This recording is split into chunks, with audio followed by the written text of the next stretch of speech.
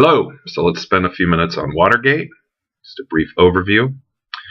Now, let's set the stage. In June 1971, former Pentagon analyst Daniel Ellsberg turned over copies of the Pentagon History of the Vietnam War to the New York Times. The Attorney General ordered the Times not to publish this, but the Times went ahead and did so anyway.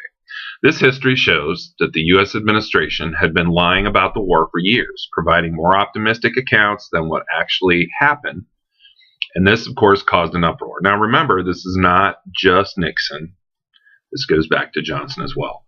John Ehrlichman, a special assistant to the president, created a group called the Plumbers to stop leaks of embarrassing information. He wanted to prevent this type of thing on their side as well. And with this, we see the break-in at the office of Daniel Ellsberg's psychiatrist in an attempt to uncover incriminating information. The administration would also follow, the Plumbers would follow Dita Beard, a lobbyist for the International Telephone and Telegraph Company, who had leaked info that her company had given $500,000 to the re-election campaign for help around the world. Now, in June of '72, the Plumbers break into the Democratic National Headquarters at Watergate office complex. They're caught. They were there to install wiretaps on telephones and photograph anything important that they believed would help them. This included 4 anti-Castro Cubans who were on the CIA payroll. Now, how were they caught? They taped the lock of the door that they had entered. Thus, when a security guard came by, he noticed the door was slightly ajar, something was amiss, and recognized that there was a break-in happening. So these guys were real geniuses, as you can imagine. The initial break-in received little coverage initially, and the break-in itself was only a small part of the scandal. The investigation into the cover-up also uncovered illegal activities on the part of the FBI, the CIA, the IRS, and other government agencies. Now again, here is where the issue comes in, because it's not the actual break-in, it's the cover-up. And then with the cover-up, more investigation comes, and more of these errors are found. Nixon wanted to give hush money to those who participated to shut them up. He asked the FBI not to investigate. He asked those who went before the investigating committee to perjure themselves if necessary to save him. This was not simply about disillusionment with Nixon and the president itself, but disillusionment with the government in general. As is the case in many similar situations, the major issue, again, was not what happened, but the lying and the cover-up. As I've mentioned in class, if a politician comes clean, she or he is usually forgiven. Now, some of the abuses that we see with Watergate, the White House identified prominent critics and used the IRS to punish them. They audited them more often, they denied them federal contracts, or they targeted them in other ways for harassment. Now, this is similar to what we saw a few decades later when the IRS would deny tax-exempt status to organizations based on their political affiliation. A second abuse, again, they took pains to disrupt the campaigns of political opponents. For example, hiring people to go to rallies and cause a commotion to disrupt speeches.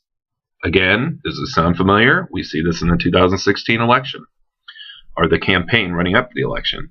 It also came to light that Nixon had recorded his conversations in the Oval Office. Now, this is something that Johnson taught him how to do.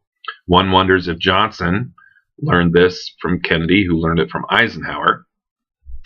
But again, there is a long background of this. So Nixon records these conversations. Johnson's the one who taught him how. The Senate committee investigating the cover-up sought these tapes. Nixon argued it was executive privilege and he should not have to turn these tapes over. He's finally forced to do so because of the Supreme Court decision, and the tapes portray him as a swearing bully who will not stop until he gets what he wants. One tape was missing 17 minutes. Many wondered what was included in those missing minutes. For example, turning over only some emails or claiming other emails are irrelevant. So there's a lot of shady practices going on.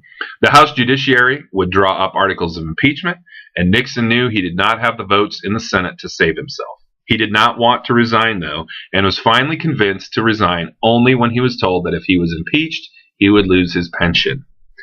Nixon liked money. August 8, 1974, Nixon resigns.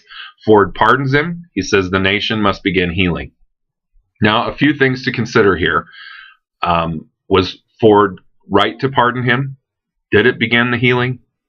Did this impact the election result in '76? In 76, we have Gerald Ford versus Jimmy Carter. Two uninspiring candidates, shall we say. But again, this is not that much out of the ordinary as far as what we see in American politics. Now, Bob Woodward and Carl Bernstein were the journalists who uncovered this for WAPO. In many ways, this story was relegated to the back pages of newspapers. There was not a lot of interest in covering it or exposing it. These two journalists, back when journalism was actually a thing, uncovered a large cover-up and bigger issues, and they made it a lead story prior to the election, but it was still minimized by most. Now, Woodward and Bernstein deserve a lot of credit for continuing on this story, for not just giving up when other people wanted them to hush it up, when their bosses kind of relegated it to being unimportant. They continued and they made it an issue. Now, some historiographical views of this. James Nuchterlein provides what is called a revisionist interpretation. He argued that the roots of Watergate and the cover-up can be found in Democratic predecessors, and although it was awful, it was used by partisan types to tar every aspect of the Nixon administration. One author described it as a new McCarthyism, as the media went after everyone in the administration, whether they were guilty or not. Again, Nuchterlein argues the event itself was not really momentous. It was a banal action, no real lessons to be learned other than we should elect good people. Okay. The wiretaps, the recordings in the Oval Office, etc. date back to FDR. Nixon was, quote, armed with considerable precedent. And we would see this in J. Edgar Hoover, who recorded conversations, who followed people around. Furthermore, argues that they acted out of a legitimate concern over the effect of the leaks of the confidential information. After all, if the release of the Pentagon Papers made its way to Hanoi, wouldn't the North Vietnamese leadership use that to prolong the war, knowing the Americans were becoming more disillusioned? Maybe that's what happened. The North Vietnamese already knew that America was very much under an anti-war zeitgeist at the time. He further concludes that this was the last act of the 60s. Now, when did the 60s end? Did they end at Altamont? Did they end at Kent State? Did they end with Watergate? There are many different views on this. I'll let you consider that yourself. Stanley Cutler provided a more traditional view, argued that Watergate represented the many abuses of power of Nixon and widespread and deliberate obstruction of justice throughout his tenure. For Nixon, the focus was always on him. Even when he resigned, he said, "In the past few days, I realize I no longer have a strong enough political base in Congress, so it wasn't about his breaking the law and lying, it was about his lack of political power or clout." Classic Nixon, defer the blame, but again, he doesn't recognize that he screwed up. He thinks that he's losing his power because he doesn't have enough support in Congress, which is not the case. He didn't have any support in Congress, but he messed up. Now, in a 1977 interview, he asked, when the president does it, that means it is not illegal. Again, this gets back to the imperial presidency, the sense of being untouchable, which Nixon felt he was. Now, there's other impact to Watergate besides impeachment, besides the first president resigning when in office. The 1973 War Powers Act required a president to inform Congress within 48 hours if U.S. troops are to be deployed in combat abroad and withdraw troops within 60 days if Congress does not approve. Pretty important. The 1974 campaign fund legislation set new ceilings on political campaign contributions and expenditures. They also strengthened the Freedom of Information Act to require prompt responses to requests for information from government files and to place on government agencies the burden of proof for classifying information as a secret. So this opens things up. There is less of an opportunity to hide things, especially what's considered important. And this even goes back again to that Gulf of Tonkin resolution. The president is now under tighter control when it comes to initiating war or ending war. So that is a brief overview of Watergate. I hope you enjoyed it.